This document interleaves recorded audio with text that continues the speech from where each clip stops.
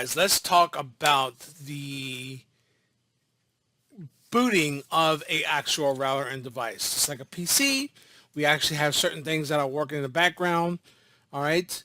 And what we have to remember that we have ROM, read-only memory, RAM, random access memory, our flash, and our NVRAM, okay? So you turn on your device, okay, with a switch on the router, or you just plug in the switch, okay, itself, and it starts the power cycle. The first thing it goes through is what's called a post. Okay, for those from the PC world, all right, this is power on self-test. This actually reads the actual BIOS information from the ROM.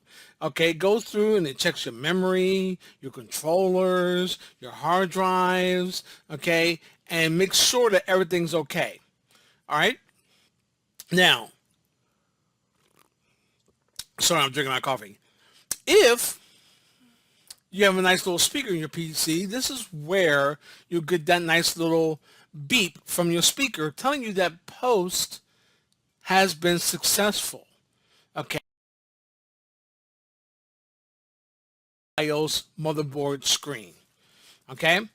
All right. This is a great sign. This means your processor's working and everything is up to par. All right. Now, your read-only memory from a Cisco device. I know I kept saying the word PC, but these are routers and switches we're talking about. Okay. All right. This is what executes the bootstrap. Okay. All right. It's used to search the flash for valid iOS. That's the first thing it's going to do. Okay. If the image cannot be found, then the mini OS that's on the ROM, that's where it's stored, that is what loads. That is what we call, my friend, the ramen mode. And even though the ramen mode gives you the same prompt as it would as your regular mode of the actual operating system, you can't just type commands in. All right. It is very, very, very limited and is very specific on spacing and characters that you use and commands that you use. And every time I have to actually boot from ramen mode, because sometimes, right, and for whatever reason, whatever failed to get to the iOS, okay, there is a command where you can set an IP address in ramen mode and tell the actual device to pull up and run an actual iOS image.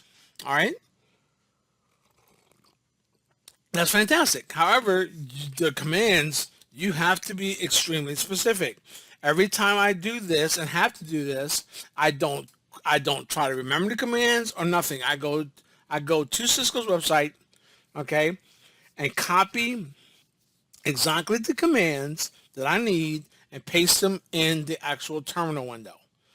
Okay? All right? Because it's just that specific. It's too easy to mess up a command in ramen mode by fat fingering something, or you can't do the question mark. You can't do the tab completion, which we haven't talked about that yet. But that's my point. All right? You have to type out the commands. All right? Your flash. This is your NVRAM. Even though at the top I said it as if they were two separate things. All right. This does not get erased unless you delete the files themselves, which you would need a specific command to delete files off the flash. All right. This is where the iOS image is. Okay. This is where it's stored, and that image, all right, even it's in a bin file, so it needs to be decompressed. Okay, luckily you actually get things are over the screen, okay, to show you that decompression of that file is being utilized and still going. All right, the bigger the file, the longer the decompression. All right. From there, that iOS starts to run its commands and it's loaded into RAM. All right. Now, in our NVRAM, all right, this is also where your startup config is loaded. This is where it's stored. Okay. All right. If the startup config cannot be found, all right, then it goes to what is called setup mode. Now, setup mode, as a network professional, this is something that you're never going to use. Okay. All right. And it's funny because someone was actually talking about how to set up a Cisco router, and she actually used setup mode. And this is just something we just don't do. Okay. We say no to setup mode, and we go through in and run our commands the way we want to. All right. Setup mode is just something we don't mess with. Okay. And it was funny doing that, and it just shows you that particular person, okay, what her experience is on that level. And technically, she really shouldn't be teaching, because I'm telling you, if you saw the rest of the actual video, you'd be like, oh my God. Okay, so RAM itself, this is where the start file is loaded to, okay, all right, and moves it to the running file and stores it in RAM. Now, random access memory, okay, is one of those things where we call it random access because of the fact that files are stored there and we randomly go back to RAM to actually make things happen. Okay, as your RAM and CPU and hard drive and peripheral devices like USB and all that stuff, they're all connected by channels. All right, and everything must go through RAM first, okay, then gets pulled out of RAM to the CPU, okay, and the PCU processes the data. All right, here's the thing. If I have a RAM and a hard drive and a CPU, what one do you think is the slowest, not channel, but the slowest that it would take to send that data down the channel? Okay, because your channel is based on a bus speed.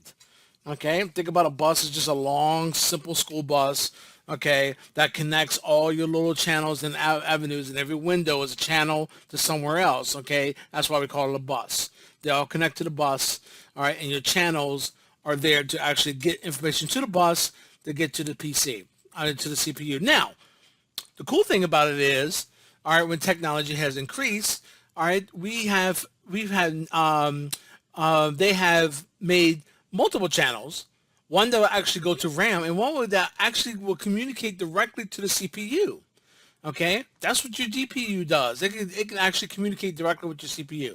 Very cool technology. Now, if you follow this from the 90s, all right, there's lots of milestones that we do today, all right, that if you would have kept up with the technology like I was doing back in the 90s, okay, and then eventually, it just gets old after a while, and you start realizing, okay, the basics don't change, okay, I really don't have a desire to know every little thing that's out there, okay, all right, now, if I worked for something like, I don't know, like Linus Tech Tips, okay, that's something that I would have to keep up to date.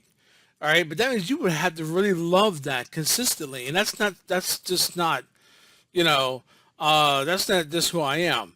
All right, now back then, all right, my thing was software, Windows, file sharing, okay, things of that nature. I loved communication, so my concept was learning that aspect of the PC. All right, and you and your buddies, you got someone who knows the hardware well. You would talk to that individual to find out, okay, so, what graphics card do you recommend? All right, because this particular game, this is what is required, and all my other games are, nowhere near close to this one. I mean, which one do you recommend? All right, that's what you would do. Okay, but nonetheless, all right, be strong, be determined, be Cisco.